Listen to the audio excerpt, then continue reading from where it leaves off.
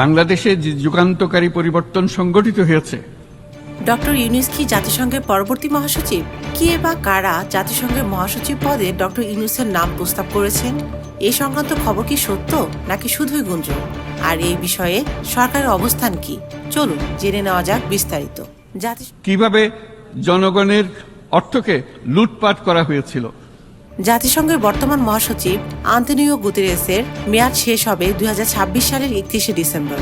তবে এর মধ্যে সংস্থাটির পরবর্তী মহাসচিব কে হবেন তা নিয়ে আলোচনা শুরু হয়ে গেছে। এখন পর্যন্ত জোরালোভাবে 3 জন প্রার্থীর নাম আলোচনায় আছে।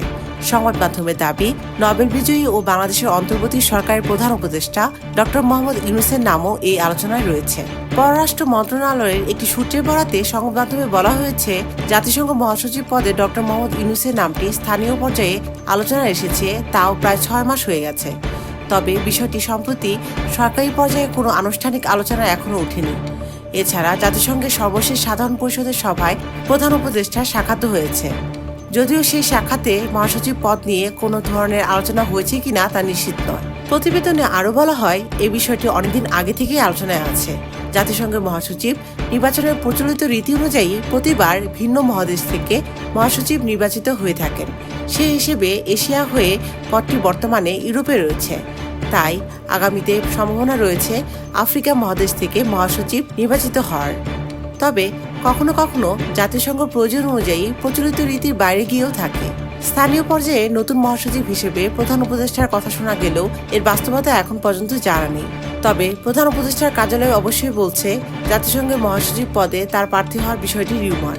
পররাষ্ট্র মন্ত্রণালয়ের সূত্র জানিয়েছে, এ বিষয়ে আনুষ্ঠানিক কিছু না থাকলেও শক্তিশালী প্রার্থী হিসেবে ডক্টর মোহাম্মদ ইউনূসের নাম আলোচনায় থাকার বিষয়টি পুরনো এবং তার নাম আলোচনায় আসা অস্বাভাবিক নয়। জাতিসংঘের মহাসচিব নির্বাচিত হন সংস্থাটির চার্টারের 97 অনুচ্ছেদ অনুযায়ী। এই প্রক্রিয়া কিন্তু অনেকটা গোপন ও কূটনৈতিকভাবে সম্পূর্ণ হয়। প্রথমে সদস্য রাষ্ট্রগুলো প্রার্থী মনোনয়ন দেয়, তারপর নিরাপত্তা পরিষদ আলোচনা করে একজনকে বেছে নেয় এবং সেই নাম পাঠায় সাধারণ পরিষদে। সেখানে হয় গোপন ভোটাভুটি, যেখানে অধিকাংশ সদস্য দেশ যদি সমর্থন দেয় তাহলে সেই প্রার্থী নির্বাচিত হন জাতিসংঘের পরবর্তী মহাসচিব।